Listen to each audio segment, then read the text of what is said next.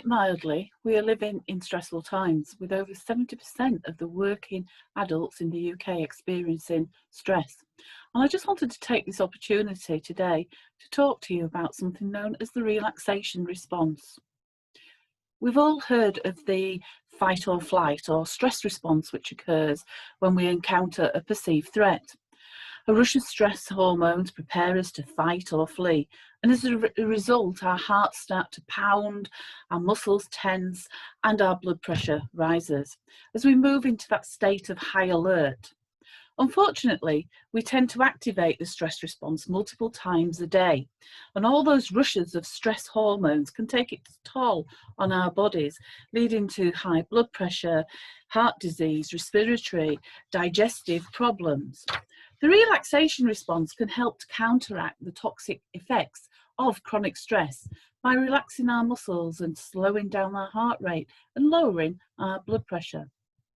So how do you trigger the relaxation response? Well, the first thing to note is that no one way suits everyone. But one technique which I found particularly very helpful and I wanted to share with you.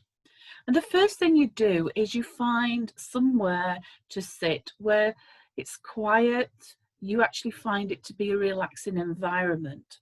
My favourite place is actually, especially during the summertime, is actually sitting out in my garden, listening to the bird songs, with the birds sitting in the trees, and it's just that nature's kind of calming environment that I enjoy doing this technique in.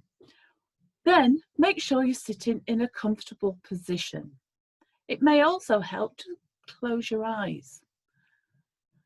Focus your mind on a word or a short phrase. What actually works for me is I actually repeatedly say to myself, I am feeling relaxed. I am feeling relaxed. I am feeling relaxed.